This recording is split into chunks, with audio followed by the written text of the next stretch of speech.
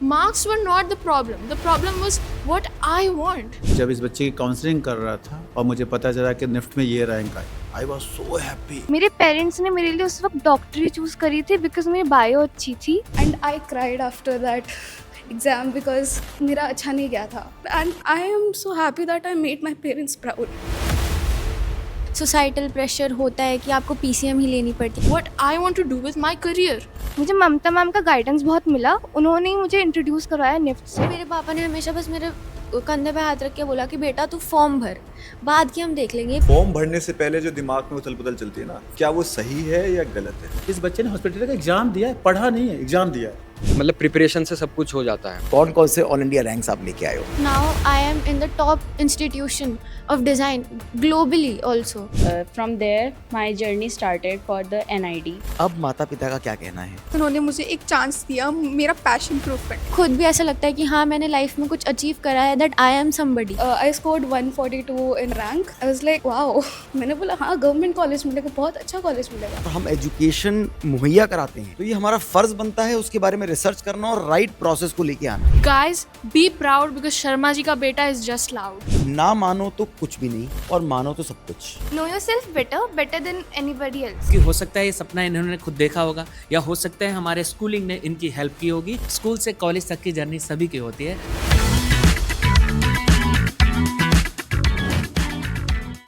किसी भी सपनों को आकार देने के लिए, किसी भी बच्चों को एक नए शेप देने के लिए, उनके सपनों का कॉलेज तक पहुंचाने के लिए, मुझे लगता है स्कूल से कैंपस तक पहुंचाने की रिस्पॉन्सिबिलिटी जिनकी है वो है वीरेंद्र जी, वीरेंद्र पांचाल जी. और यहाँ आकर आपने इस जिम्मेदारी को बखूबी निभाते हैं. तो आज का पॉडकास्ट हमने रखा है स्कूल से कॉलेज तक. तो इस जर्नी में जब बच्चे स्कूल से कॉलेज कैंपस तक पहुँचते हैं, उसमें आपकी बड़ी कड़ी होती है, बहुत बड़ी रिस्पॉन्सिबिलिटी होती है. तो अब आज उन बच्चों को क्या कहेंगे जो आप अपनी ड्यूटी को बखूबी निभाते हैं? हर बच्चे की जो जर्नी होती है वो स्कूल में प्राइमरी से स्टार्ट होती है. प्राइमरी से बच्चा अपना इनिशियल अपना जो लर्निंग फेज़ है वो स्टार्ट करता है. फिर क्या आता है बीच में, उसका अपना एक पैशन होता है जो कि वो बच्चा ही आइडेंटिफाई नहीं कर पाता कि मेरा ये पैशन है. हमने ये एक प्रैक्टिस शुरू करी है कि हम उस पैशन को आइडेंटिफाई करेंगे. पैशन आइडेंटिफाई हुआ तो वो नेक्स्ट पी पे हमें जाके छोड़ना है उसको, डेट इज़ प्रोफेशन. हमें स्कूल की जर्नी को एंड करके बच्चे को नहीं छोड़ना. अब इसको आइडेंटिफाई करने की ज़रूरत क्यों पड़ी?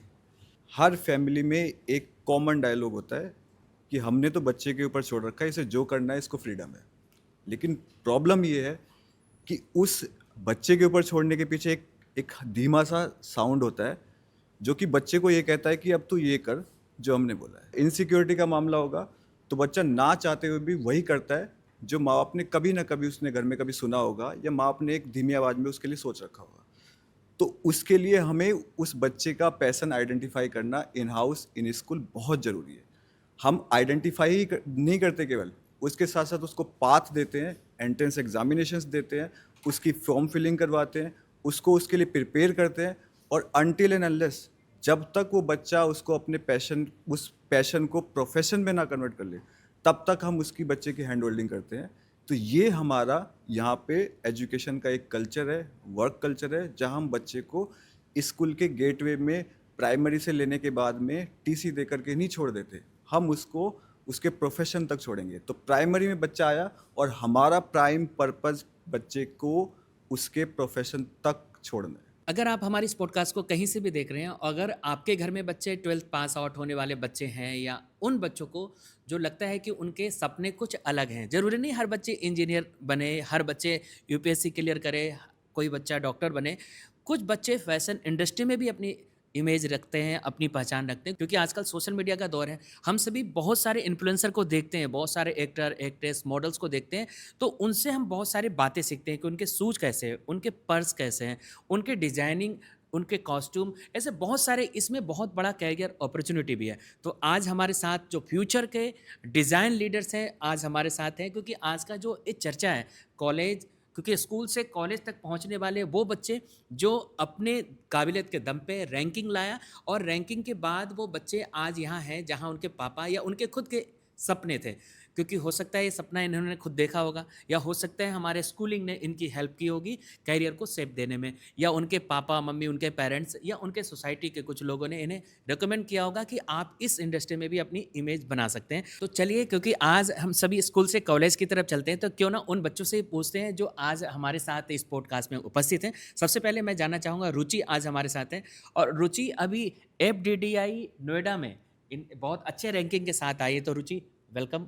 और क्या कहना चाहोगे आप इस स्कूल की जर्नी से? आपने अपने सपनों का एक नया ट्रैक को सिलेक्ट किया है। Thank you sir, good morning sir. School की जर्नी मेरी काफ़ी अच्छी रही। 11th and 12th is a very crucial year जहाँ पे आपको अपना करियर डिसाइड करना होता है। काफ़ी अप्स एंड डाउन्स रहे। I took PCM। Later on मुझे रियलाइज़ हुआ I am not meant for engineering and rather than designing. School में हमारा एक्सप्रेशन स्टूडियोज़ है, वहाँ पे I took my class. Mamta Rajpal ma'am guided me that I should give my UCED exam, but that was period November के end में। सो मैंने दिसंबर में अपने प्रिपरेशन की UCED की, but that was not enough for cracking IIT UCED। So उसके बाद I gave JEE mains just for the parents sake. उन्होंने कहा था that you have to take a backup for engineering as well. उसके बाद and journey was going well. I gave my boards for PCM, but side by side I was preparing for my FDDI All India Selection Test. Boards के बाद I realized कि मेरे पास अब काफ़ी time है to give all my focus to FDDI to get the top campus which is Noida, and मैंने अपना 100% दिया and luckily I got the top campus. कि आपको पता कैसे चला कि FDDI नाम का एक कॉलेज है, और ये कैसा कॉलेज है, कौन चलाता है, इसमें कौन से कोर्सेज हैं, कब पता चला और कैसे पता चला? सर ये चीज़ मुझे पता चली my class teacher Virendra sir. He guided me that after UCED I can give other exams as well. So he guided me that there is a institute FDDI which is a government institute, and उसमें काफ़ी अच्छा scope है। You can do footwear, you can do leather, you can do fashion, whichever you want, and I decided to give a chance that if I can do that, and I prepared 100% for that, and luckily yes, I got that. So Ruchi, I see that you have gotten All India rank 37. You mentioned that your parents wanted you to give JEE mains as a backup, and now you have secured All India rank 37, और पूरे देश में जो FDDI का exam हुआ उसमें हज़ारों बच्चों ने एग्ज़ाम दिया और उसमें आप 37th रैंक पे आए। अब माता पिता का क्या कहना है? So starting में I will not lie, they were not 100% sure that I can do that, because we can say that peer pressure, they wanted me to do engineering and go in a engineering field, IITs and all, but I make them sure that I can do that, give me a chance, and they supported me. They encouraged me to do UCED, to do other designing exams, and I gave my best. I wanted to prove my parents that I can do what I like. अब क्या कह रही हैं वो? अब 37th rank आने के बाद उनका परसेप्शन आपकी तरफ क्या बन रहा है, या आपके आसपास के लोग, रिश्तेदार, दोस्त क्या बोल रहे हैं? So my parents are really very proud that I got the top campus of FDDI and the course which I want, not the course that is left for me. I got AIR 37 because of my efforts, because of school's guidance, teachers' guidance, and of course my parents, they believed me. And after I got all this rank and college, now they are very proud that उन्हें अच्छा लग रहा है कि उन्होंने मुझे एक chance दिया मेरा पैशन प्रूव करने। स्पेशली जैसे स्कूल के कैंपस की तरफ से वीरेंद्र सर ने आपको बहुत अच्छे से कन्वे किया जो आपने सोचा था। तो वीरेंद्र सर, मैं चाहता हूँ कि जब एक बच्चे, आपने इसको देखा रुचि का जो इसमें इंटरेस्ट था कि मुझे इधर जाना है, तो आपने कैसे इसको एक लूप में लिया और कैसे इनको पेरेंट्स को कन्विंस किया, या उसको एडमिशन में कैसे आपने हेल्प किया था? डिज़ाइन में बच्चे का इंटरेस्ट था। मैंने पहले ही बोला है कि हम लोग यहाँ पे पैशन आइडेंटिफाई करते हैं। तो बच्चा कंटिन्यूसली ड्राइंग में आर्ट्स में काफ़ी अच्छा से करता रहता, लेकिन इसने कभी ये नहीं सोचा कि मुझे इसको करियर बनाना है, क्योंकि मल्टीपल एग्ज़ाम्स होते हैं, बच्चे को नहीं पता था। जी मेंस उसको पता था, एट दी अर्ली एज अभी होगी उसको जी मेंस पहले से पता था कि मुझे मेंस का एग्ज़ाम देना है। बट ये डिज़ाइन के एग्ज़ाम्स जो है FDDI है, यूसीड है, ये एग्ज़ाम्स का थोड़ा सा आइडिया उसको नहीं था।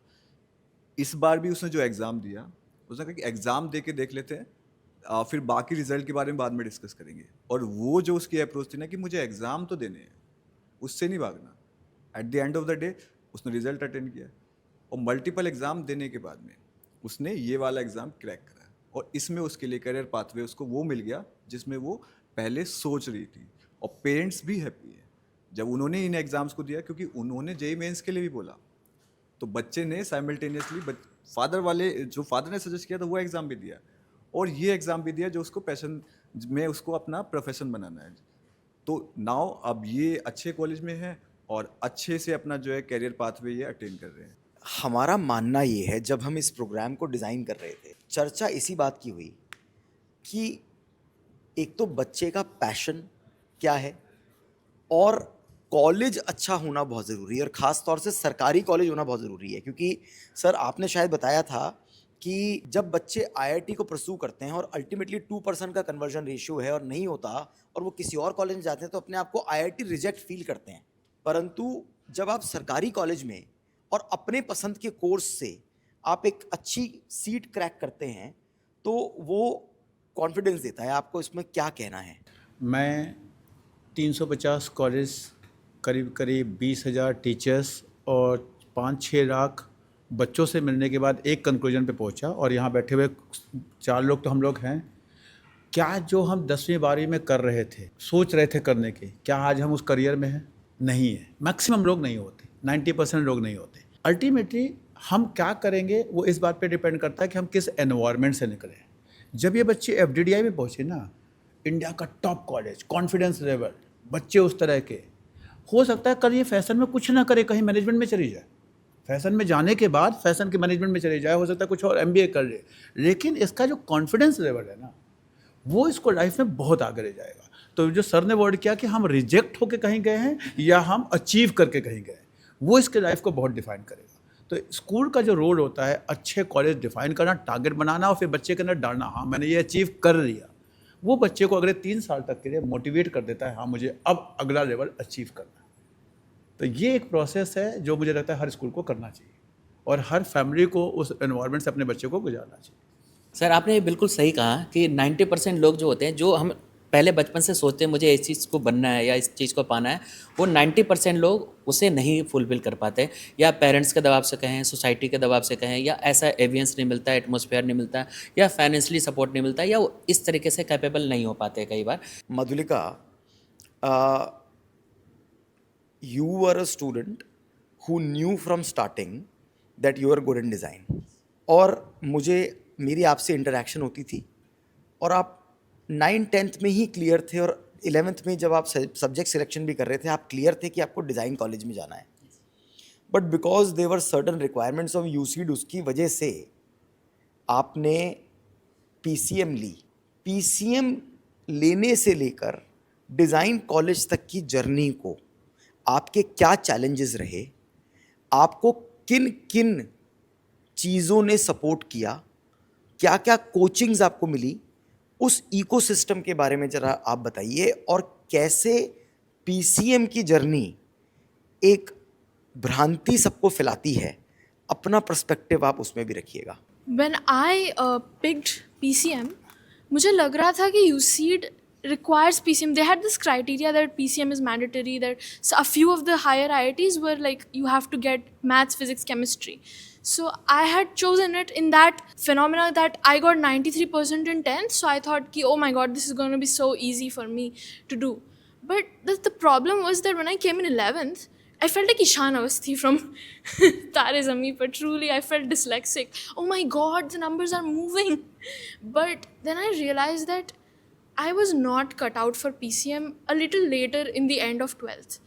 But at the same time, I feel like when I changed my school to this school in 11th, I felt really supported by all of the teachers, by all of the mentors, by our vice chairman sir, you as well, and our principal ma'am. I felt very very supported by everyone because there was no culture of that marks अगर तुम्हें नहीं मिल रहे तो तुम्हारी कोई value नहीं है, अगर तुम्हारे मार्क्स नहीं मिल रहे तो वैल्यू और वर्थ तुम्हारा नहीं है. ये बहुत सारी जगहों में I have friends, I have society friends as well, my best friend, all of them go through the same thing, that peer pressure, parental pressure, that 90% लाओ, शर्मा जी का बेटा तो 90% लेके आ गया, तुम्हारे पास तो तुम 68 पे क्या कर रहे हो, क्या ही हो जाएगा तुमसे. But when I came here, the first thing that I noticed was that marks were not the problem. The problem was what I want to do with my career. So the best guidance I got here is that the pathway for me opened up for me to reach design, because in previously I was being told ki you should not, you're not smart enough for this, AI will replace your profession and all. But here I felt very supported because everyone was open minded about this. So that is the biggest challenge that I faced. Besides this, studying the subjects while also doing coaching is a big hassle, and coachings of design, they try to be another JEE sometimes. But what I learned here in Expression Studio, in all of these ways, that design is basically, we had to open our mind to different sorts of things to be able to explore everything. Because when I gave my paper for NIFT, what I remembered was we had to make a question. In that question, we had to combine an Indian festival and a place in India, like an Indian village. And my favorite horror movie is It. So I remembered the first scene कि it's a grotesque horror movie. First scene, there is a carnival. एक मेला होता है जिसमें दो लोग जाते हैं और उनका वहाँ पे like भूत आ जाता है. The monster comes here and slaughters them. So this is what I remembered, and I remembered कि why don't I make this and I mix Halloween with an Indian village. And I would have never gotten this idea if I could not open my mind and come here and meet so many wonderful people, mentors and friends who guided me throughout. So yes, sir. That's very insightful. But remember, the purpose of this podcast is to provide value to the viewers. बाकी जो students या parents देख रहे हैं, अगर हम उनको उनकी mindset को अगर shift कर पाए और उनके करियर्स में उनको मदद कर पाए, तो शायद आज का ये टाइम, एफर्ट, एनर्जी देने का पर्पस सॉल्व होता है. शायद मैं सही सोचता हूँ. तो स्पेसिफिकली आपने क्या तैयारियां करी, वो क्या मेंटरशिप आपको मिली? आपने एक्सप्रेशंस का बोला, बट कोचिंग का आपको लेके क्या मिला वो, और इंटरव्यू को क्रैक करने के लिए आपको क्या हेल्प मिली वो, और मोस्ट इम्पॉर्टेंटली, मुझे ये पता है, मैं कैमरे के सामने बोल रहा हूँ, मुझे माफ़ कर दीजिएगा, you faced a personal crisis. If you want to share that story, and if you want to share how you got over it and how you succeeded, क्या मिला आपको, अपने अचीवमेंट्स के बारे में खुल के दिल से प्लीज़ ऑडियंस को आप बताओ कि क्या क्या आपने क्रैक किया है, कौन कौन से ऑल इंडिया रैंक्स आप लेके आए हो. Sir, firstly, about the challenge, the biggest challenge that I faced was that I got compartment in 12th. And that was a major letdown for me, because when I saw it, I was shocked. But then I thought, what is the point of this? So I can clear it. And I still have that insight in me that I have to clear it. But besides leaving that aside, the preparations that I did to crack this exam, which I got AIR 11 for FDDI, I was shocked as well. I thought the result was wrong. But the thing is, I got that, and then I got NIFT 650 rank under general category for your BDES. And I got NIFT Bhopal. We have done our counseling, and in that fashion communication. And I also cleared MIT ID Pune, which is a well-known reputed institute for design. It teaches animation and all kinds of design. So the biggest thing I felt was that when I did coaching, I had actually joined, shall I say the name, sir, of the आप coaching? बता दो कि कहाँ से आपको वो reference Yes, मिला. sir. Yes, sir. और क्या था? Yes, sir. और हमारे alumni? Yes. Sir, here in Silver Line, there's a very good alumni connection. Actually, we can very freely interact with all of our pass outs and alumni who have passed out from this school. So I was lucky enough to join it 6 months before the exam, sir.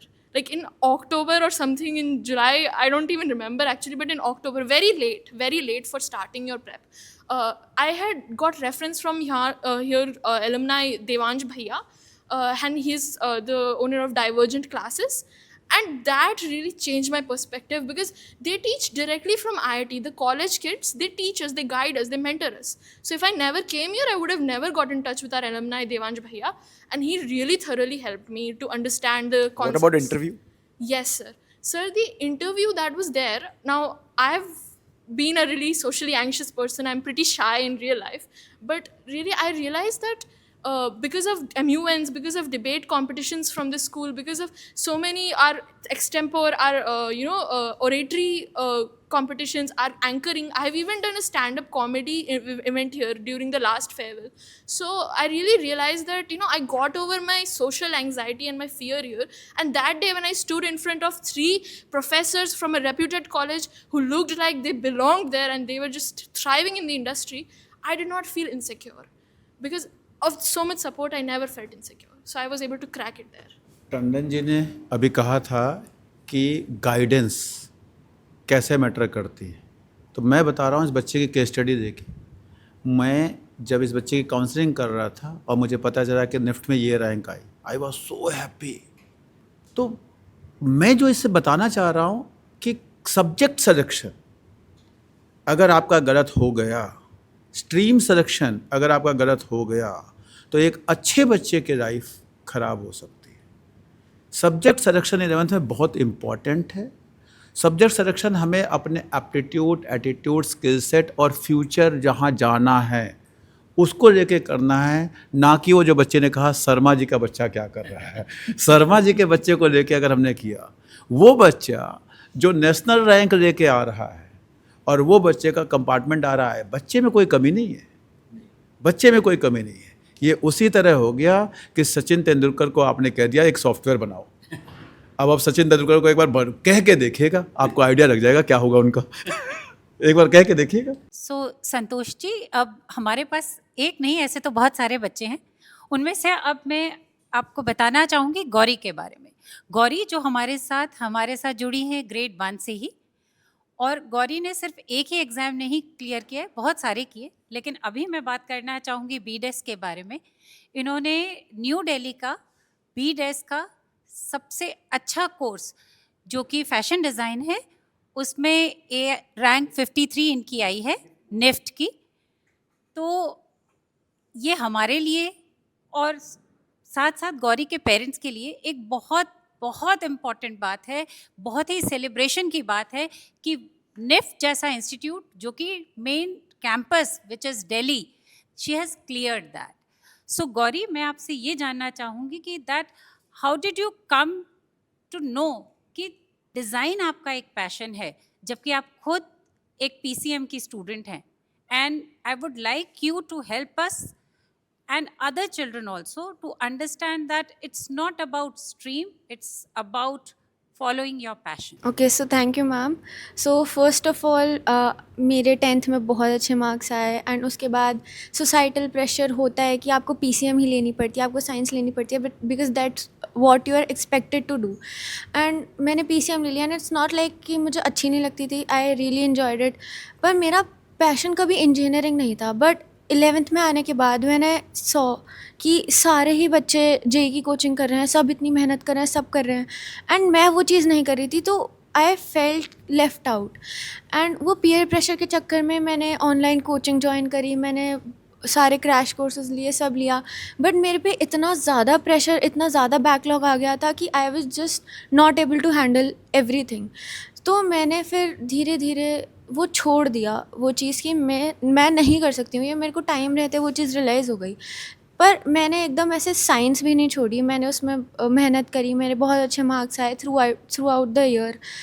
पर towards the end मेरे को realise हुआ कि मेरे को इसमें career नहीं बनाना है, दिस इज़ नॉट जो मैं अपना लाइफ टाइम करना चाहूँगी, because I don't like coding at all. मेरे को कंप्यूटर साइंस वगैरह मेरे से नहीं होता है, एंड मैं उस चीज़ को अपना पूरी लाइफ नहीं दे सकती हूँ ऐसे किसी करियर को जो मुझे आता ही नहीं है, जिसमें मैं करना ही नहीं चाहती हूँ। मैं अगर करना चाहूँ मैं कर सकती हूँ, मुझे ये चीज़ पता है, पर मेरा मन ही नहीं मानता था उस चीज़ में। पर एक चीज़ थी कि मेरी आर्ट शुरू से बहुत अच्छी थी। जब भी कुछ भी chaotic लाइफ ऐसे चल रही थी, पढ़ाई वगैरह, इतना स्ट्रेस, मैं जब भी वो कैनवस उठाती थी तो आई फेल्ट काम, एंड वो पीस जो होती थी कि अपना सारा माइंड आप उसमें डाइवर्ट कर दो। I like writing poems, and मेरा लाइक उस चीज़ में दिमाग काफ़ी क्रिएटिवली वर्क करता था कि मेरे को एक्सप्रेस करना होता था। तो I just use to take a pen and a paper. मैं खाली बैठी हुई भी डूडल्स करती थी। तो मेरे को रियलाइज़ हुआ कि इसमें भी बहुत आगे करियर ऑप्शंस होते हैं एंड मैं वो चीज़ कर सकती हूँ। तो FDDI के बारे में मेरे को वीरेंद्र सर ने बताया। I had no idea about it, क्योंकि इतना लाइक वो फेमस नहीं है उसमें। पर अभी उनका सेंट्रल गवर्नमेंट से फंडेड है वो, and it's also really great government institution, and उसमें मेरी इतनी अच्छी रैंक आई। देन उसके बाद मैंने निफ्ट का पेपर दिया एंड आई वाज लाइक कि मेरा नहीं निकलेगा, बिकॉज कैसे हो सकता है कि मैंने वो चीज़ पढ़ी ही नहीं है। मैंने लाइक 10 दिन का ऐसे क्रैश कोर्स कर लिया, उसमें मैं कैसे निकाल सकती हूँ। I am not some brilliant student, because मैंने कोचिंग नहीं लिया है। बच्चे साल भर कोचिंग करते हैं, उनका तब नहीं निकल पाता, मेरा कैसे हो सकता है। तो मैं बहुत डीमोटिवेट हो गई थी। मैंने अपना लाइक सब कुछ ऐसे छोड़ दिया था कि मेरे से नहीं हो रहा, मैं नहीं कर सकती हूँ। मैं रो रही थी। वीरेंद्र सर मेरे पास आए, उन्होंने लाइक बोला मुझे कि तू अपने पर भरोसा रख, हमें तेरे पे भरोसा है, और तू देखियो तेरे पे 5-6 ऑफर लेटर कम से कम मिलेंगे तेरे को एंड में। एंड वही चीज़ हुई। एंड अब मेरे पेरेंट्स इतना प्राउड फील करते हैं, सर इतना प्राउड फील करते हैं। मेरे को खुद भी ऐसा लगता है कि हाँ, मैंने लाइफ में कुछ अचीव करा है, दैट आई एम समबडी। पहले मेरे को लगता था कि मैं कुछ भी नहीं कर पाऊँगी बिकॉज मैंने सब ख़राब कर लिया है।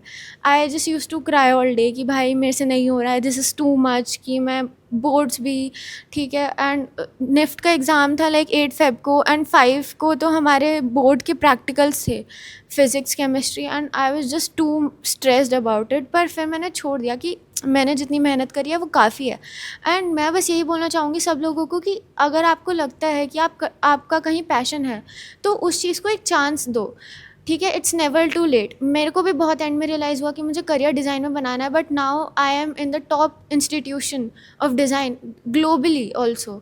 तो it's that. So, what message would you like to share not only to your friends but to the society about the hand-holding which SLPS provides to the children? Do you think that your friends outside SLPS or maybe, across any other schools have such sort of facility wherein you feel secured when it comes to saying that yes, if I'll have a question regarding my career, regarding my stream, that will be answered and the people will be available through night and any time of the day? So about the career aspects and about all the forms जितने भी निकलते हैं different institutions के, जिनके बारे में बच्चों को पता ही नहीं होता है, जिनमें बच्चे फॉर्म ही इतने कम भरते हैं एंड जो कि टॉप लेवल के होते हैं, जिससे आप बहुत कुछ अपनी करियर में अचीव कर सकते हो, उनके बारे में बच्चों को पता ही नहीं होता है। सिल्वर लाइन में लाइक जैसे FDDI, okay, and silver line में वो चीज़ें हमें एक्सपोजर मिला। बेसिकली हमको दिखाया गया कि सिर्फ IIT ही नहीं होता है सब कुछ। बहुत सारे इंस्टीट्यूशंस हैं, बहुत सारे गवर्नमेंट इंस्टीट्यूशंस हैं जिनकी प्लेसमेंट इतनी अच्छी है, जिनका करिकुलम इतना अच्छा है, इंफ्रास्ट्रक्चर इतना अच्छा है। आप उनमें फॉर्म तो भरो, आप करो। तो वो चीज़ जो थी ना, जो एक्सपोजर मिला basically, that is something which is very commendable. सबसे पहले तो जो उन्होंने पूरा फॉर्म आते ही हमारे पास मैसेज आ जाता था कि ये वाले इंस्टीट्यूट का इतना फॉर्म निकला है, इसकी इतनी डेडलाइन है, आप ये कर सकते हो, ये एलिजिबिलिटी है, एवरीथिंग। एंड उसके बाद भी अगर आपको कोई डाउट है, you can call the mentors any time. Like अगर रात के 12 भी बज रहे हैं, आप मैसेज कर दो, आपको रिप्लाई आ जाएगा। आपको बिल्कुल टेंशन लेने की ज़रूरत नहीं है कि 2 दिन हो गए, 3 दिन हो गए, रिप्लाई नहीं आया। आपको गाइडेंस थ्रू आउट मिली है। एंड ऐसा नहीं है कि 12th ख़त्म हो गई तो छोड़ दिया उन्होंने, लाइक एंड तक अभी तक साथ है। मेरी वीरेंद्र सर से रोज़ बात होती है, मतलब ऑलमोस्ट। एंड मैं उन्हें बताती हूँ कि अब मेरा ये वाला ऑफ़र लेटर आ गया है, मेरे को इसका मिल गया। एंड वो लाइक बताते हैं उस चीज़ के बारे में कि बहुत बढ़िया है, एंड वो बहुत खुश होते हैं क्योंकि पूरी जर्नी उन्होंने देखी है। तो वही चीज़ है कि जो उन्होंने एक्सपोजर दिया, जो उन्होंने दिखाया कि हाँ। तो हमें लगता है स्कूल से कॉलेज तक एक बहुत अच्छा टॉपिक था। और आपसे, क्योंकि बहुत सारे बच्चे हमारे इस पॉडकास्ट को देख रहे होंगे, आप जैसे स्टूडेंट्स, क्योंकि कुछ पेरेंट्स का दबाव था, लेकिन आपको अपने जो आपकी जो बचपन से हॉबी रही उसको आपने एक अपना अपनी पहचान के लिए भारत के सबसे टॉप लीडिंग जिसे कहा जाता है उस जगह आप पहुंच चुके हो। तो कभी ऐसे अब आपके पापा को बहुत प्राउड करते होंगे कि हाँ मेरी बेटी ने उस स्थान पे आया जहाँ पे आप वो कुछ बनना चाह रही थी। गौरी के साथ सर एक ये भी इसकी वो रही कि क्या कहते हैं, वो होता है ना कि बच्चा फेथ करे इंस्टीट्यूशन पे, टीचर्स पे और पेरेंट्स पे, तो ऑब्वियस करता है। गौरी को जितने भी रजिस्ट्रेशन फॉर्म्स की इन्फो मिली, मीनवाइल तो सभी की मिली। हमारे यहाँ ऐसा नहीं है कि पीसीएम का बच्चा है तो केवल इसको जेईई मेंस का फॉर्म मिल दिया, या फिर कोई बायो का बच्चा है तो उसको नीट का ही फॉर्म भेजेंगे। मल्टीपल ऑप्शन सबके पास पहुँचते हैं। गौरी ने ब्लाइंडली इसलिए बोलूँगा क्योंकि वो ट्रस्ट था हमारे ऊपर, एन नंबर ऑफ फॉर्म्स भरे, मतलब डबल डिजिट में रजिस्ट्रेशन अगर मैं कहूँगा तो 11 से 12 रजिस्ट्रेशन फॉर्म्स बच्चे ने भरे। अब अगर आप 11 से 12 रजिस्ट्रेशन फॉर्म की कॉस्ट भी निकालेंगे तो इट्स मोर देन 10,000। तो उतना बड़ा अमाउंट इस बच्चे ने उन रजिस्ट्रेशन फॉर्म्स पे अपना खर्च किया। End of the day results के बारे में फिक्र नहीं करी कि मैं इस इंस्टीट्यूट के लिए नहीं बनी या मेरा इस इंस्टीट्यूट से क्या लेना देना। इस बच्चे ने हमें इतने ऑफर लेटर निकाल के दिए कि आज ये पिक करती है कि मैं इसमें जाऊं या इसमें जाऊं। तो गौरी, उसके बारे में थोड़ा सा अगर आप बता पाओ बच्चों को कि फॉर्म भरने से पहले जो दिमाग में उथल पुथल चलती है ना कि क्या वो सही है या गलत है, हमें उसको फिर कैसे अपने आप को नैरो पाथ पकड़ के उसको फॉलो अप करना चाहिए। स्टार्टिंग में जब मैं फॉर्म्स फिल कर रही थी तो मेरे को बहुत डर लगता था कि कॉम्पिटिटिव एग्ज़ाम सुन के ही इतनी बड़ी चीज़ लगती है कि आप कैसे करोगे, आप कर ही नहीं सकते हो, इतने लाखों बच्चे देते हैं। तो मैं बहुत डरती थी, मैं भरती ही नहीं थी, मतलब मेरे को डर लगता था। एंड मोमेंट तक मैं वेट करती थी कि अरे निकल जाए, बस टल जाए वो चीज़। पर मैंने ना जैसे धीरे धीरे भरने शुरू करे, मैंने NID का फॉर्म भरा, मैंने निफ्ट का भरा, मैंने MIT का भरा, मैंने बहुत सारे फॉर्म्स फिल करे। एंड मेरे पापा ने हमेशा बस मेरे कंधे पे हाथ रख के बोला कि बेटा तू फॉर्म भर, बाद की हम देख लेंगे, ये पैसे वेस्ट नहीं हो रहे हैं, ये इन्वेस्ट हो रहे हैं तेरे में। तो वो चीज़ मेरे को लगता है कि आपको फॉर्म फिल करने से डरना नहीं चाहिए। अगर निकल गया तो वही चीज़ है ना कि लोग सोचते हैं कि पॉसिबिलिटी है कि नहीं निकला तो, पर व्हाट इफ़ निकल गया, तो वो चीज़ आपके पोर्टफोलियो को ही स्ट्रॉन्ग करती है। एंड लाइक मैंने इंजीनियरिंग के भी फॉर्म्स फिल करे, मैंने वो भी करा। एक पॉइंट के बाद ना आते आते मेरा हो गया कि कर दो पापा, भर दो कि मतलब मैंने जितने भी ऐसे फॉर्म्स फिल करे हैं मेरे बहुत सारे मैक्सिमम निकल गया। मेरे पास VIT वेल्लोर का ऑफ़र लेटर है, मेरे पास मैंने UCET भी क्वालिफाई कर लिया, मेरे पास निफ्ट का ऑफ़र लेटर है, FDDI का है, एंड मेरे पास DY पाटिल लाइक पुणे में एरोनॉटिकल इंजीनियरिंग का भी है। तो मेरे पास और भी CUET वगैरह से अभी DU की भी काउंसलिंग होनी है। तो मेरे पास मल्टीपल वो चीज़ अपॉर्चुनिटीज़ थी एंड उनमें से मैंने हैंड पिक करा कि मुझे क्या करना था। तो फॉर्म्स भरना एक गलत चीज़ नहीं होती, it's a very very very good thing जो तुम अपने आप में इन्वेस्ट करते हो। तो हमें लगता है कि अगर पॉजिटिव थॉट्स के साथ, जैसे गौरी ने कितनी अच्छी बातें कही और इनके पेरेंट्स ने जब इनके कंधे पे पापा ने हाथ रखा और उन्होंने बोला बेटा आप करो ना, मैं पीछे बैठा हूँ, तो बच्चों को ऐसी लिबर्टी मिलनी चाहिए। हमें लगता है Gauri you are very lucky और आप इसे और ऊपर तक पहुँचाओ, क्योंकि बहुत सारे बच्चे जब इस पॉडकास्ट को देखेंगे तो वो आप जैसे बहुत सारी गौरी अपने घर में जब इस वीडियो को देखेंगे तो उन्हें एक बूस्ट मिलेगा, ताकत मिलेगी। लेकिन नमन सर और सुनील सर, क्योंकि जब हमने पॉडकास्ट का आज का जो हमने प्लान किया था तो आपने बोला कि एक लड़का है आकांश जो कृषि कल्चर इस पे जाना चाह रहा था और उसको आपने दूसरे किधर शिफ्ट किया, क्योंकि बड़ी इंटरेस्टिंग स्टोरी लगी मुझे इस वजह से मुझे इसको यहाँ बुलाना पड़ा, इस पैनल में बिठाना पड़ा।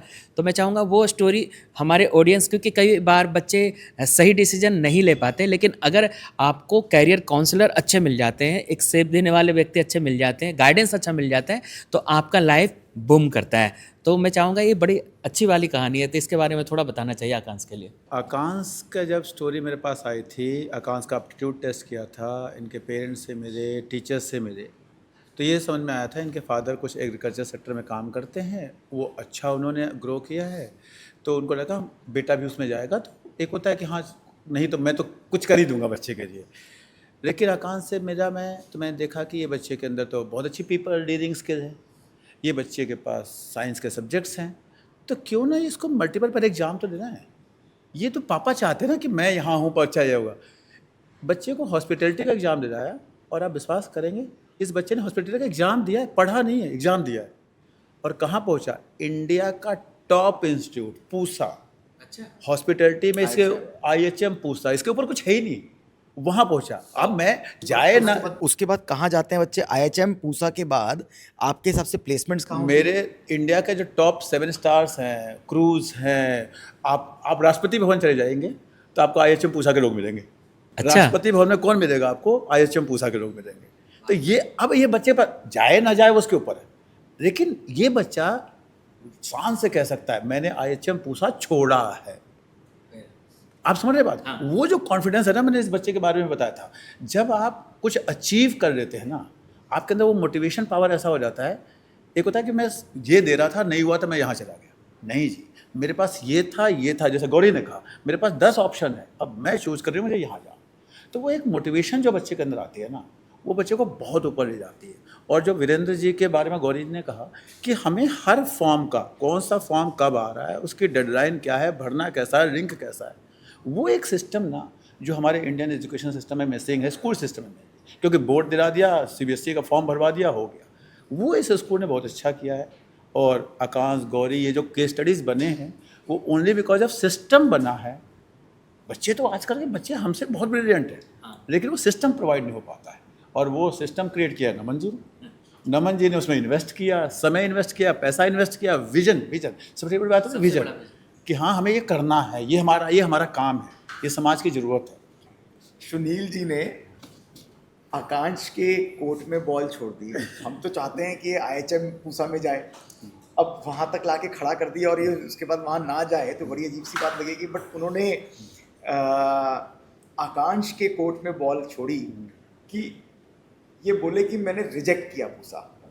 आप हमारे स्टूडेंट हो, अब अलुमनाई बन गए हो, आगे आने वाली जनरेशन्स को आके आपको गाइड करना है। ये कैमरे पे मैं बोल रहा हूँ बात, परंतु एक चीज़ मैं आपको रिमाइंड कराना चाहूँगा, ये प्रोमो वीडियो नहीं है। प्लीज़ अपनी जर्नी में आप क्या सोचते हो? एग्रीकल्चर के बारे में सर ने सवाल पूछा और IHM गए, और अब क्या सोचते हो? एक ये, दूसरा आपके आसपास के लोगों का एटीट्यूड आपकी तरफ कैसे आपने बदलते हुए देखा, इसके बारे में प्लीज प्रकाश डालें। जैसा कि sir it has been already discussed कि किस हम एक प्रॉपर प्रोसेस के थ्रू जाते हैं फॉर द कोई भी हम कोर्स सिलेक्शन करते हैं और the career we want to go in. तो agriculture it was very, I can say inherent kind of a career which I was getting from my father. तो वहाँ पर था कि ठीक है, it is a sector, it is a growing sector and India needs people who can come in that sector and give value to it। वो ठीक है, वो मेरा एक पर्सपेक्टिव था चीज़ को लेके, मेरी फैमिली का पर्सपेक्टिव था। बट एक जो चीज़ मिलती है, गाइडेंस मिलती है, डायरेक्शन मिलती है। जैसा कि आपने बताया कि IHM पूसा में मेरे को BSc hospitality and hotel administration का कोर्स अलॉट हुआ है और मतलब सीट अलॉटमेंट मेरी हो भी चुकी है ऑलरेडी।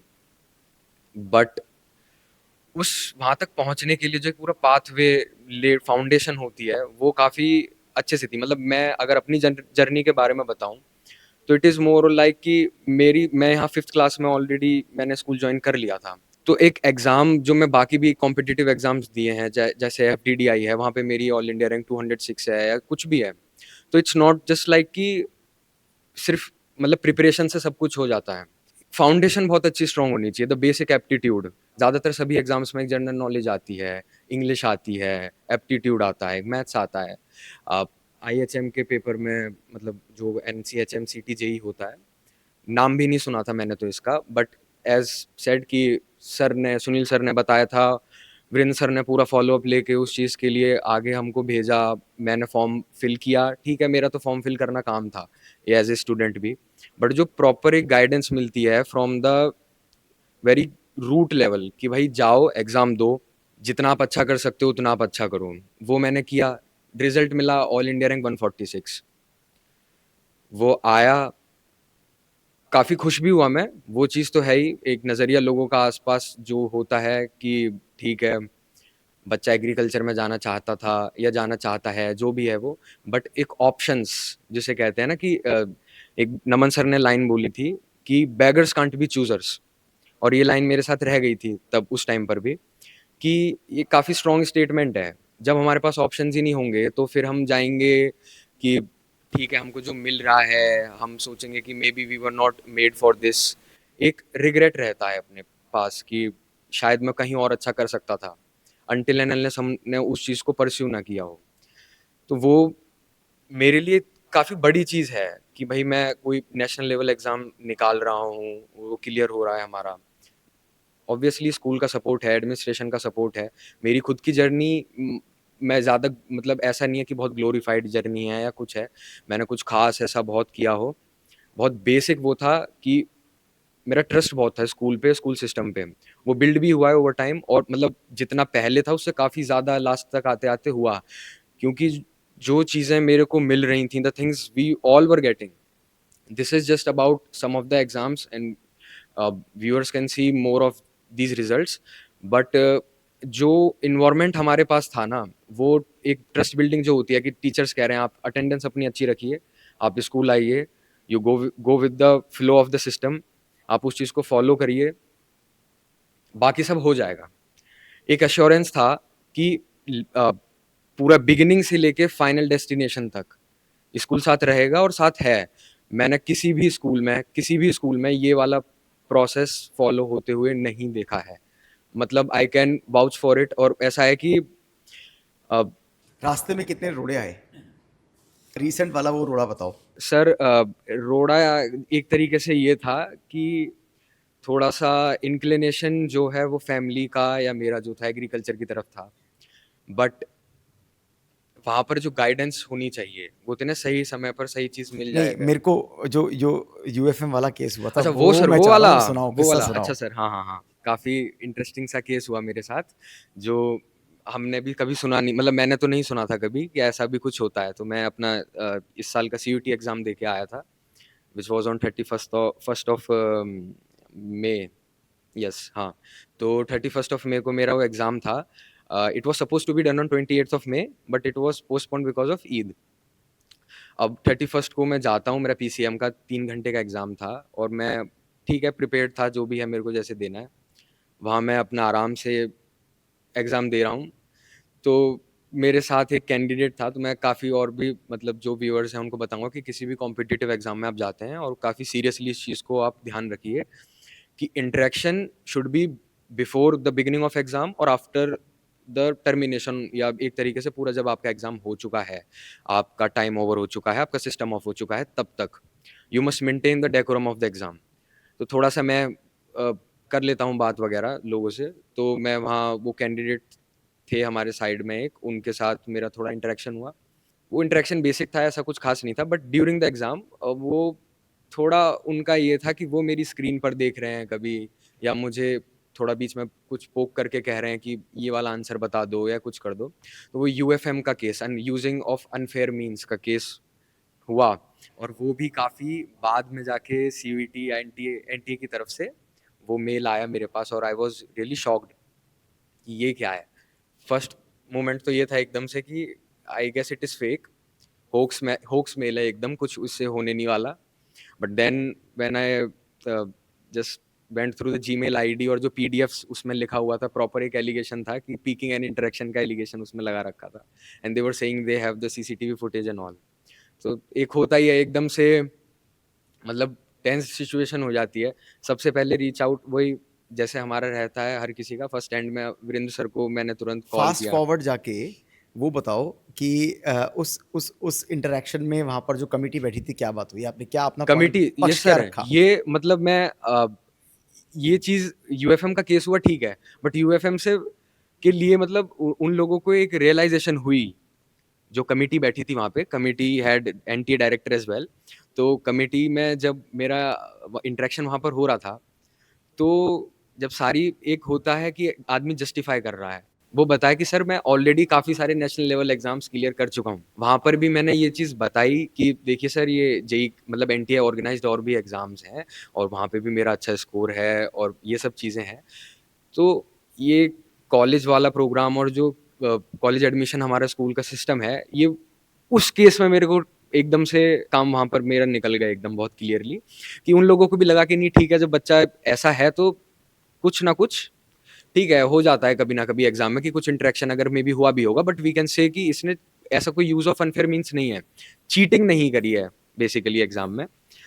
तो वो वहाँ पर कमेटी के आगे मैं जब बोल रहा था तो यही बोला मैंने कि सर ऑलरेडी मैं नेशनल लेवल एग्जाम्स निकाल चुका हूँ, ये मेरी AIR है। जब मैंने उन्हें मेल में भी रिप्लाई दिया तो it was that portfolio kind of a thing जो वहाँ पर वर्क कर गई एकदम इजीली। मतलब उनको कोई ऐसा डाउट नहीं था उस टाइम पर कि बच्चा कहीं गलत जगह से है या फिर he must have done something unfair. तो वो वाली चीज़ मेरे साथ हुई और काफ़ी कुछ पीरियड था वो थोड़ा स्ट्रेसफुल था, बट अच्छा हो गया। बाकी लोगों के लिए आकांश से एक चीज़ निकल कर आई कि अगर आकांश ने एक एग्ज़ाम दिया होता और उसमें ये सिचुएशन हो जाती तो क्या होता, या तो रिजेक्ट हो जाते या तो ब्लेम जो है। अब 4 एग्ज़ाम हमने दिया, उसमें हमें नहीं जाना है, लेकिन फिर भी उस एग्ज़ाम ने हेल्प किया। कैसे हेल्प किया कि जी मैं उसका प्रूफ दे रहा हूँ कि इस एग्ज़ाम में मेरा ये रैंक है, और इस रैंक की वजह से जो सामने वाला पर्सन कह रहा नहीं यार ये बच्चा तो नहीं कर सकता ऐसा। अगेन जो वीरेंद्र जी ने कहा कि मल्टीपल एग्जाम देना और मल्टीपल एग्जाम निकालना, ये हमें कई जगह हेल्प करता है, कॉन्फिडेंस में हेल्प करता है, सोशल कहते हैं ना एक अपीयरेंस में हेल्प करता है। आपको कोई ऐसी सिचुएशन आ गई कि एग्जाम खराब हो गया, जैसे 28 को ईद थी, 30 का आपने कोई और प्लान कर रखा या कोई और एग्जाम होता है क्रैश हो जाता तो हेल्प करता है। इसलिए हमें मल्टीपल एग्जाम्स में अपीयर होना है, देना है, और स्कूल सिस्टम अगर बने कि हाँ बच्चों को गाइड करे कि हाँ ये इसके सिवा सब्स्टिट्यूट एग्जामिनेशंस क्या है आपके एप्टीट्यूड के हिसाब से। तो ये मुझे एक नई स्टोरी आपने दे दी कि मल्टीपल एग्जाम देने का एक और बेनिफिट है कि हम अपने आप को जस्टिफाई कर सकते हैं कि नहीं आई एम अ गुड बच्चा। ये बहुत बड़ी चीज़ है। तो हमें लगता है कई बार हमारे पोर्टफोलियो सुनील सर बहुत हेल्प करते हैं उस करियर के लिए, और उसका हिम्मत भी हौसला भी बढ़ता है बच्चों का कि हमने इस चीज़ को क्लियर किया है। तो बहुत सारे बच्चों को इससे सीखा जा सकता है। आज का ये जो पॉडकास्ट का मतलब भी यही है कि बहुत सारे बच्चे जो आज इस पॉडकास्ट को देखेंगे उन्हें भी एक नई शक्ति आएगी, ताकत आएगी कि हमें इस चीज़ को करना है। और बहुत सारे जितने भी आप हमारे इस पॉडकास्ट को देख रहे हैं, अगर आप कहाँ से देख रहे हैं तो अगर मेंशन करते हैं कुछ सवाल, क्योंकि हमारी इस जर्नी में अभी बहुत सारे बच्चे मिलेंगे जिनसे बहुत सारी बातें सीखेंगे। अब मैं जानना चाहता हूँ देवांशी की तरफ जाना चाहता हूँ। देवांशी, क्योंकि आपका वो ड्रीम जो आपने पहले से देखा था, आप NIFT में आ गए, और क्या ये बचपन से ही आपने ऐसा ड्रीम सोचा था? मैं अपने बारे में बताएं कि कैसे इस तरफ आपने रुख किया।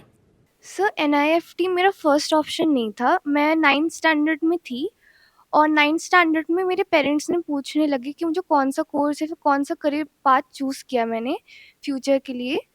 तो उस वक्त मेरे पास ऐसा सच कुछ आइडिया नहीं था कि कौन सा करियर पाथ लेना चाहिए, फिर क्या करना चाहिए।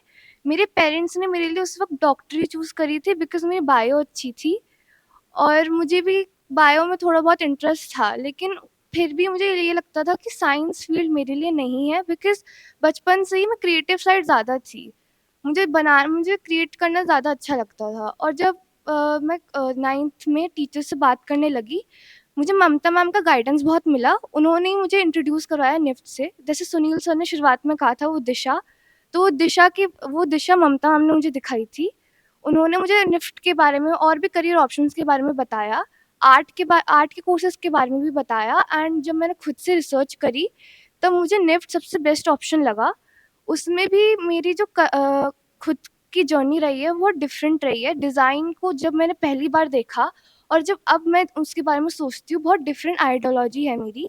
शुरुआत में जब फैशन डिज़ाइन के बारे में पता चला था तो बहुत ग्लैमरस सी चीज़ लगती थी, बट नाउ डिज़ाइन को देखने का भी एक तरीका, जो एग्ज़ाम प्रिपरेशन में भी जो हमने सीखा, वो सब चीज़ मिला के अब एक डिफरेंट आइडियोलॉजी है कि डिज़ाइन टेक। जैसे मैंने अभी टेक्सटाइल डिज़ाइन का कोर्स चूज़ किया है, यही मेरा फर्स्ट प्रेफ़रेंस था बिकॉज़ मुझे इंडियन टेक्सटाइल्स के बारे में वो बहुत पसंद है। It's so unique different world से। और मुझे ये जानना था कि हमारे जैसे मुंबई से टेक्स्ट कारीगर, हम जितनी भी बड़ी-बड़ी ब्रांड्स हैं सब मुंबई में आते हैं, मुंबई के कारीगर उनको भेजते हैं। एंड अभी रिसेंटली मैंने एक डियोर का शो देखा था, उनके जो टेक्सटाइल्स थे वो मुंबई के कारीगरों ने बनाए थे। एंड इट्स सो इंट्रूगिंग कि हमारे इंडियन टेक्सटाइल्स इतने बढ़िया होने के बावजूद भी इतने वर्ल्ड क्लास लेवल पे उन्हें इतनी कह सकते हैं प्रशंसा नहीं मिलती है। बड़े-बड़े ब्रांड उनका नाम ले जाते हैं, लेकिन इंडियन टेक्सटाइल्स को इतना, या फिर इंडियन कारीगर को इतना नाम नहीं मिलता है। तो जब मैंने ये सब चीज़ें डिस्कवर करी, मुझे पता चल गया था कि इसी में मुझे आगे काम करना है। एंड मेरे मम्मी-पापा ने बहुत सपोर्ट किया। शुरुआत से ही सपोर्टिव थे, इसलिए बहुत कॉन्फिडेंट थी मैं कि कि इसी पाथ पे जाना है और बेस्ट कैंपस में वही कोर्स मिल गया जो मुझे चाहिए था। You have also won the competition which was held by FDDI. So, how expressions has helped you to carve your path and understand where is your passion? Okay, so Wacom is a very professional tool जो इस industry में बहुत use होता है। जो भी animations वगैरह या फिर डिजिटल आर्ट, जो डिजिटल आर्टिस्ट हैं वो इस डिवाइस को यूज़ करते हैं। ये एक इंडस्ट्री स्टैंडर्ड प्रोडक्ट है और ये बहुत अगर आप इस इंडस्ट्री में और इंटरेस्ट लेंगे तो आपको पता चलेगा कितने सारे जो टॉप आर्टिस्ट हैं, जो टॉप लोग हैं इस इंडस्ट्री में, वो इस वैकॉम पे कितना यूज़ करते हैं। ये बेसिकली देखने में एक पेन टैबलेट जैसा लगता है, but it is more modified. Specially ये इसी डिज़ाइन के लिए ही बना है, अनलाइक अदर पेन टैबलेट्स और अदर आईपैड्स। और रही बात जो डिज़ाइन प्रोसेस की थी, तो डिज़ाइन प्रोसेस में हमें ये सिखाया गया कि how to identify a problem. Basically अपने एनवायरनमेंट को एनालाइज करके आपको एक प्रॉब्लम आइडेंटिफाई करनी होती है, उसके बाद उसका सोल्यूशन ढूंढना होता है और वो सोल्यूशन ऐसा होना चाहिए जो एक्चुअली में एक मदद कर सके। एंड आई थिंक यही वो आइडियोलॉजी थी जो मैं शुरुआत में बात कर रही थी कि हाउ पहले डिज़ाइन सिर्फ ग्लैमरस लगता है, लेकिन जब आप उसको अच्छे से स्टडी करते हो देन यू रियलाइज कि how you have to create a thing which never existed and should also solve a problem. It should be for a greater good, not just for aesthetics. जब भी हम school की बात करते हैं, school से college की तरफ जाते हैं, तो कभी कभी कुछ ऐसी यादें आती है लाइफ में जिसको हमारे लाइफ को एक चेंज करने का टर्निंग पॉइंट हो जाता है। और हमें याद है जब यहाँ कैरियर का जब फेयर लगा हुआ था, हमें लगता है 11th में जब आप थे सची, तो उस समय आपके एक जो बचपन का जो ड्रीम था वहाँ से बिल्कुल एक नया आकार ले लिया, मतलब वो ड्रीम को कन्वर्ट कर दिया आपको रियलिटी में। तो वो लम्हा मैं जानना चाहता हूँ, क्योंकि बहुत सारे बच्चे ऐसे होते हैं बचपन से उस दुनिया में जीते तो हैं, लेकिन वैसा मौका, ऐसा प्लेटफॉर्म मिलता नहीं है। क्योंकि गूगल के साथ भी, और जब अपना कैरियर का जब चला, यहाँ पे फेयर लगा हुआ था, वहाँ भी मैंने देखा कि आपके जो विजन शुरू से चल रहे थे वहाँ से आपने लाइफ को कन्वर्ट किया रियलिटी में, तो वो क्या लम्हा था? Sir, when I was in 6th, then was the first time when I dreamed of becoming a fashion designer. But then I went through transitions of my 9th and 10th class, so I dropped the idea. And then from the peer pressure and the societal pressure, I chose PCM. And after that, my dream got buried under the layers of PCM and the studies and different chapters of my life. But then in my 11th class, there was a sustainable design competition in our school, held in our school. We have to design a dress from waste materials, different kind of waste materials. So I participated in that. Then was the second time when my dream from 6th class got reignited, and from there I researched on design competitions again. So after that, I participated in career fair in my 12th class. When I was in 12th class, I got to present my the college NID. So that was the first time I got to know there is a college named NID, and then I fill out the form for it as well. And my from there, my journey started for the NID. Though I did not made it, but after that I also participated in a competition where we had to it was a design sprint organized by Google. We went there and they told us how to identify the problem, how to sort it, and what the design sprint actually is. From there I got this urge to fill out the USEED form. It was very fascinating then, so I filled out USEED. And NIFT was not my first choice at all. Mamta Rajpal ma'am and Viren Panchal sir suggested me that I should fill out this as well. So I filled this out and I made this one. Sunil ji, Shachi ने एक reference दिया career fair के बारे में, थोड़ा सा प्रकाश डालिए please. ये करियर फेयर लगभग आजकल हर अच्छे स्कूल में होता है, लेकिन वो कैसे होता है? वो लोग एक दिन बहुत सारी यूनिवर्सिटीज़ को बुलाते हैं, फ़ोन कर देते हैं, यूनिवर्सिटीज़ वालों को अपना कोर्स बेचना होता है, वो आते हैं, कैंपस लगाते हैं, हमारे पास ये कोर्स है, ये फ़ीस है, ये करोगे आप ये बन जाओगे। खासतौर से प्राइवेट यूनिवर्सिटीज़। अब अगला रेस्टोरेंट तो ये बोल रहा हूँ, जब हम बुलाएंगे कि आप आएगा कौन? IIT, IIM, SRCC, इनके पास तो टाइम ही नहीं। इनके पास एक सीट पे 500 बच्चे ऑलरेडी अप्लाई करते हैं, तो ये तो आते नहीं। आते जो हैं उनका मैं नाम भी नहीं ले सकता तो जो आते हैं कैंपस लगाते हैं। तो वो जब मैं as a career counsellor school में गया तो बहुत सारे लोगों ने कहा सर हमें भी करियर फेयर ऑर्गेनाइज करना है। तो सिस्टम बताया, मैंने कहा जी ये तो मैं नहीं करूँगा। हमने कहा जी आप क्या मेहनत करने को तैयार हैं, पैसा लगाने को तैयार हैं? तो मैं आपको बता रहा हूँ, इंडिया में 4 स्कूल मुझे मिले 350 स्कूल जाने के बाद। अच्छा, 4 स्कूल हैं जिस पे वो करियर फेयर हुआ जो यहाँ होता है। अब मैं 4 के नाम नहीं लूँगा। इस करियर फेयर में हुआ कि जी कम से कम आपको 15 दिन लगाना होगा, आपके टीचर लगेंगे, आपके बच्चे लगेंगे, और आपके कम से कम 2-2.5 लाख रुपए लगेंगे। बाकी सब तो मना कर देते नमन जी के, चलिए जी हम करेंगे। हमने किया। हर बच्चा SRCC बना, बच्चा IIT बना, बच्चा IIM बना, बच्चा ISI बना, बच्चा निफ्ट बना, बच्चा NID बना। हमने कहा भाई कॉलेज वाला आके करता क्या है? कॉलेज वाला आके स्टॉल लगाता है, स्टॉल लगा के बताता है हमारे कॉलेज में ये कोर्स है, ये इसकी एलिजिबिलिटी है, ये है। हमने कहा ये हमारा काम ये बच्चा क्यों नहीं कर सकता? टीचर्स ने 15 दिन तक ट्रेनिंग कराया, रिसर्च पेपर डेवलप किया, बुकलेट डेवलप किया, फ्लैक्स बनवाए, और हमने इंडिया के टॉप इंस्टीट्यूशंस को एक तरह से रिप्रेजेंट करा दिया अपने स्कूल में। और 4000 से ज़्यादा लोग, पेरेंट्स, बच्चे, 10-12 आई थिंक 15 स्कूल, बड़े बड़े गेस्ट, CBSE से गेस्ट आके कहते हैं ये क्या कर दिया आपने। उसका आउटकम है कि इस बच्चे को पता चल गया NID कुछ होता है। अच्छा, बता रही ना बच्चे हाँ। कि उस दिन मैंने सुना NID कुछ होता है। अगर वो प्राइवेट वाला करियर फेयर में करा रहा होता तो इसको तो वही इंस्टीट्यूशन पता चलते। एस्पिरेशन कहाँ से आती? तो आप देखिए बच्चे के अंदर क्या हुआ, बच्चे के अंदर रिसर्च स्किल आया, हाँ, कम्युनिकेशन स्किल आया, प्रेजेंटेशन स्किल आया। बच्चा 10 लोगों के बीच में खड़ा होकर बता रहा है। उसको कोई स्टेज नहीं, हर बच्चे को स्कूल स्टेज नहीं दे सकता ना, लेकिन इस तरह से 11th का हर बच्चे को एक स्टेज मिल गया, क्योंकि हर बच्चा एक कॉलेज को रिप्रेजेंट कर रहा है। सुनील जी, मैं बहुत इंपॉर्टेंट बात एक और ऑडियंस को बोलना चाहता हूँ। मैं पेरेंट्स को ब्लेम नहीं करता। देखिए, अगर मैं एक आयरन की फैक्ट्री चलाता हूँ, स्टील इंडस्ट्री चलाता हूँ, तो मैं अपने काम के बारे में जानता हूँ। यहाँ पर जो टीम रिकॉर्डिंग कर रही है, अगर मेरे को बोल दिया जाए कैमरे को हैंडल करना, मैं नहीं कर पाऊँगा। जिसका काम उसको साजे। हम एजुकेशन में हैं और हम एजुकेशन मुहैया कराते हैं, तो ये हमारा फ़र्ज़ बनता है उसके बारे में रिसर्च करना और राइट प्रोसेस को लेके आना। तो पेरेंट्स का ये लाजमी है जानना, क्योंकि मार्केट में सब PCM और IIT के बारे में ही बात करते हैं। तो पेरेंट्स तो अपने बच्चे के लिए अच्छा चाहेंगे ना, वो उसी में अच्छा चाहेंगे जो वो जानते हैं।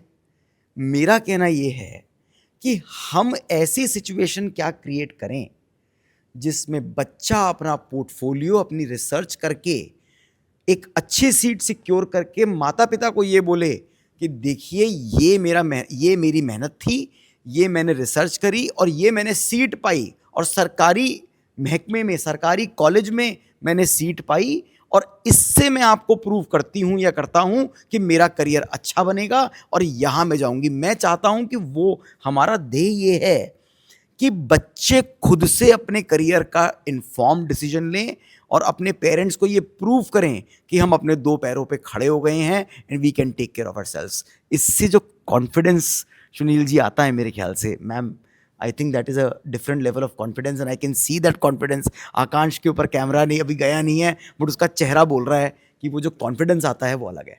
तो मैं बता रहा हूँ, ये जब 15 दिन बच्चे रिसर्च करते हैं, उस रिसर्च में जो इनका पोर्टफोलियो है वो अपने आप तैयार हो जाता है, स्किल डेवलप हो जाती है। क्या करना है इससे ज़्यादा कई बार रिसर्च करके ये पता चल जाता है क्या नहीं करना, क्योंकि रिसर्च ये भी कर रहे हैं और रिसर्च इनके साथ 200 बच्चे और कर रहे हैं, उनकी रिसर्च को भी ये देख रहे हैं। तो वो और 9 से लेकर 12 के बच्चे 4 बार उस करियर फेयर को अटेंड करें। एक बार बच्चा खुद करता है, लेकिन 3 बार वो बाकियों का किया हुआ अटेंड भी करता है। भाई मैं 9th में हूँ तब भी मैं गया, मैं 10th में हूँ तो भी मैं करियर फेयर में गया, 11th में हूँ मैंने खुद किया, 12th में हूँ फिर गया। फॉर्म फिलिंग, आपने यही बताया कि सिर्फ फॉर्म फिलिंग ही नहीं है, सिर्फ एक प्रिपरेशन कराना ही नहीं है, ये पूरा एक इकोसिस्टम है, वो बहुत इंपॉर्टेंट जो बिल्ड करना जरूरी है। मैं जानता हूं, अब मैं इनको अर्ज कर रहा हूं कि अब ये अलुमनाई, जब इनको इस सिस्टम से बेनिफिट मिला, जब ये अपने आने वाली जनरेशन को, करंट 12th को, करंट 11th को आके साल में एक बार आके उनको मोटिवेट करेंगे, अपने एक्सपीरियंसेस के बारे में बताएंगे, प्रिपरेशन कैसे करनी है। मैं तो वीरेंद्र सर को कल बोल रहा था कि आकांक्ष को पहले से समझा दो, इन सबको पहले से समझा दो, 3-3 4-4 बच्चे मैं इन लोगों को मेंटरशिप में दूंगा और बोलूँगा मेंटर करो इन लोगों को।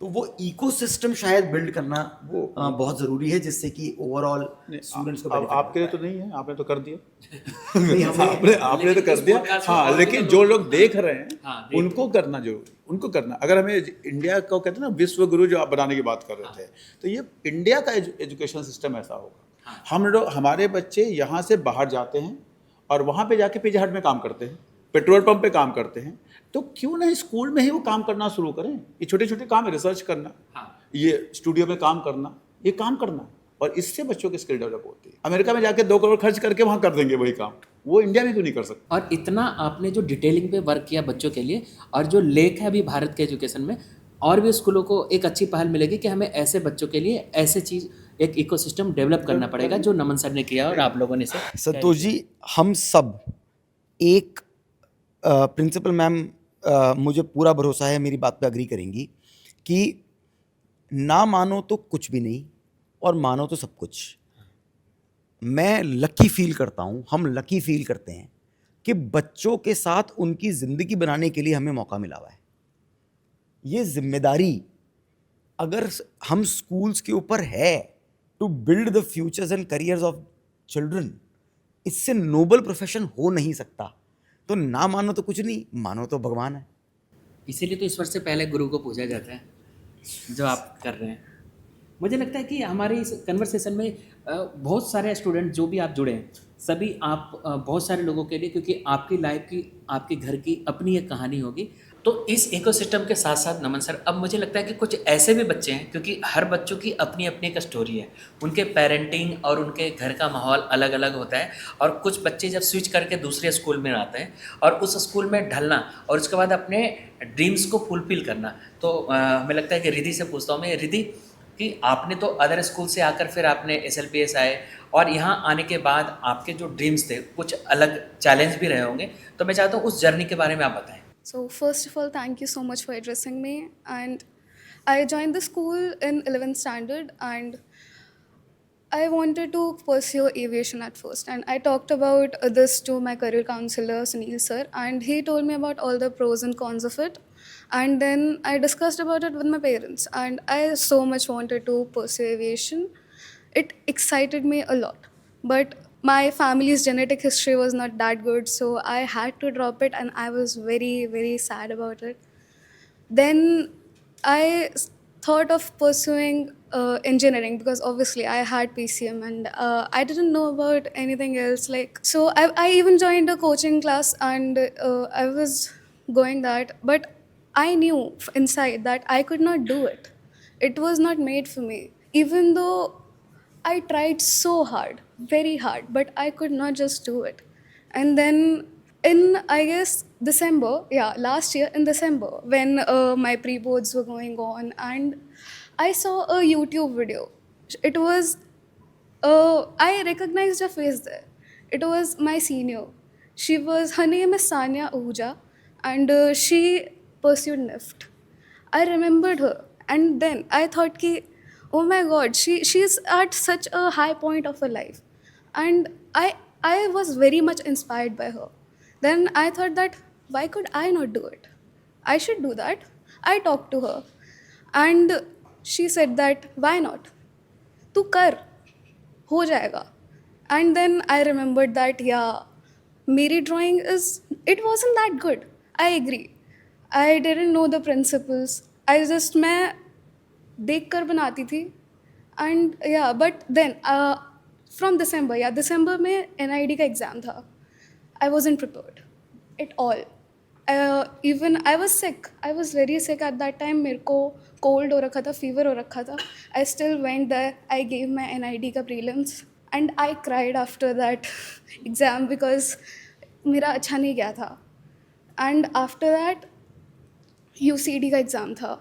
At that time, उससे I guess 2 दिन बाद मेरा JEE का भी एग्ज़ाम था. And UCD के लिए I prepared. I was very happy because वो comparatively बहुत अच्छा गया था NID से. And then JEE का एग्ज़ाम मैंने दिया. It was bad. It was very bad.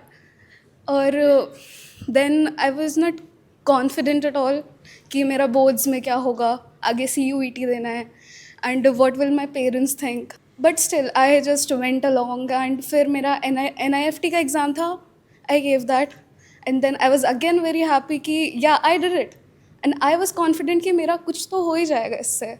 उसके बाद फिर boards था, and my boards were not good. I did have a decent percentage, but after that I was very skeptical कि मुझे college भी मिलेगा, मेरे को drop तो नहीं लेना पड़ेगा.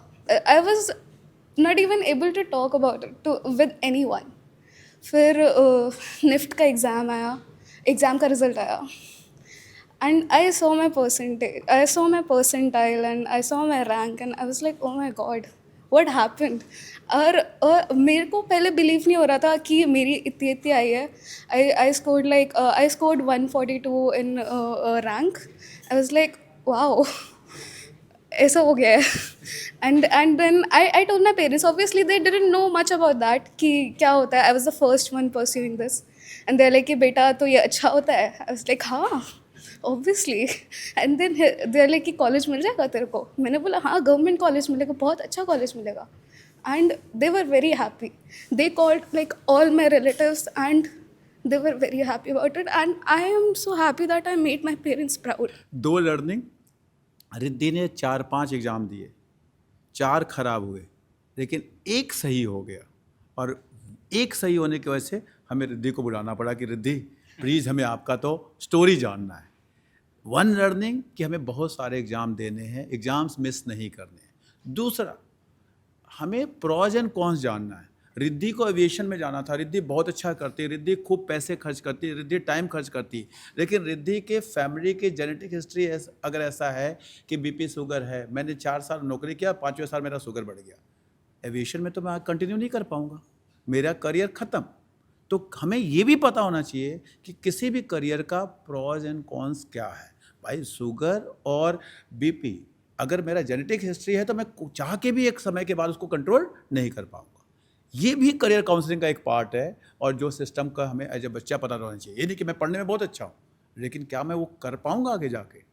तो Riddhi thank you very much, आपने उसको रिलेट किया. कई बार मैं पेरेंट्स को बताता हूँ, वो नहीं समझ में आता है. नहीं, मेरा बेटा तो पायलट ही बनेगा. बन सकता है पायलट, मैं बिल्कुल कहता हूँ बन सकता है, बच्चा अच्छा है, लेकिन क्या कुछ चीज़ें हैं जो हमारे हाथ में ही नहीं, उसमें ही आता है. Thank you Riddhi. मुझे पता तो था कि कुछ ना कुछ स्टोरीज हैं, बट शायद इन स्टोरीज से आज मैं खुद पहली बार इतना रूबरू हो पा रहा हूँ. एंड मैं बहुत तहे दिल से धन्यवाद देना चाहता हूँ मेरे स्टूडेंट्स का और अलुमनाई का. एंड रिद्धि ने जो अपने इमोशंस बयां करे, I think everything came from heart. Thank you Riddhi. तो रिद्धि, आपकी कहानी देखकर जैसे आपके खुशी के आंसू निकले, या आप बहुत सारे लोग ऐसे स्टूडेंट्स जो भी आज हमारे इस पॉडकास्ट को देखते होंगे, लेकिन क्योंकि हम आज की इस स्टोरी को, इस जर्नी को और ज़्यादा बड़ा नहीं करेंगे, क्योंकि इस सीरीज़ में बहुत सारे नए नए स्टोरी मैं लेकर आऊँगा, और हर बच्चों की कहानी से आप भी इंस्पायर हो सकते हैं, क्योंकि स्कूल से कॉलेज तक की जर्नी सभी की होती है. अब मैं बहुत शॉर्टकट में, क्योंकि मैं चाहता हूँ कि आपके अनुभव से, आपके एक्सपीरियंस से उन बच्चों के लिए 1 सजेशन क्विकली. तो स्टार्ट करते हैं हम लोग सबसे पहले रुचि से. पीयर प्रेशर में मत आओ, अपने मन की सुनो, अपना पैशन फॉलो करो. Guys, be proud because Sharma ji ka beta is just loud. Follow your dreams and do not forget them, even if the things get hard on you. Go for it.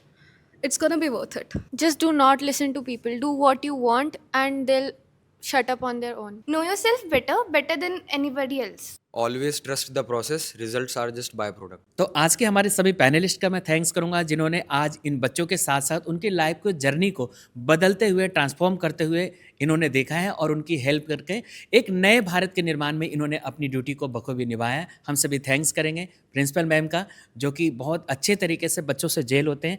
Thank you so much. आज इस journey में आपने अपनी भागीदारी निभाई. Thank you Naman sir, क्योंकि आज इस जर्नी में जो आपने सपना 3 साल पहले देखा था, उसका रिजल्ट अब हम लोगों के सामने आ रहा है. स्पेशली सुनील सर का, क्योंकि आप तो हमारे भीष्म पितामह कह सकता हूँ हमारे इस जर्नी का, क्योंकि बच्चों को गाइड करने वाला कोई होता नहीं है, और यही लेक ऑफ नॉलेज जो हमारे भारत के एजुकेशन सिस्टम की है, जो आप उसे फुलफिल करते हुए बच्चों को एक नया शेप दिया और बहुत अच्छे तरीके से एग्जीक्यूट करने वाले मैं थैंक्स करूँगा कि आज आपने बहुत अच्छे तरीके से इन बच्चों के साथ जुड़े भी और उनसे उनके जर्नी को पूरा साथ दिया, एक सेतु की तरह काम किया। तो थैंक यू वीरेंद्र सर, आपने अपनी ड्यूटी को अच्छे से निभाया। और इन सभी स्टूडेंट्स को मैं थैंक्स करूँगा कि आज आप सिर्फ सिल्वर लाइन के बच्चे नहीं हैं, पूरे हिंदुस्तान के बच्चे जो आज हमारे इस पॉडकास्ट को देखते होंगे और 34 कंट्री में आप जियो के माध्यम से भी इस पॉडकास्ट को देखेंगे और इसे official silver line Prestige school के ऑफिशियल यूट्यूब चैनल पे भी देख पाएंगे। आप इस जर्नी से, इस सीरीज़ से क्या सीख रहे हैं, आप हमें कमेंट ज़रूर करें।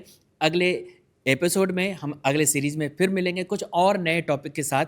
लेकिन ये सच है कि आप स्कूल के टाइम को कभी भूल नहीं पाते, आप कितने भी बड़े डेजिनेशन पे पहुंच जाएं, स्कूल का लाइफ हमेशा, क्योंकि वो दोस्ती होती है किसी दोस्त के लंच बॉक्स से रोटी चुरा कर खाना, छीन कर खाना, वो जर्नी आप कॉलेज में जाते हैं तो बहुत आप तरीके से एक दूसरे से बात करते हैं। होपफुली आज का यह सीरीज़ आपको अच्छा लगा।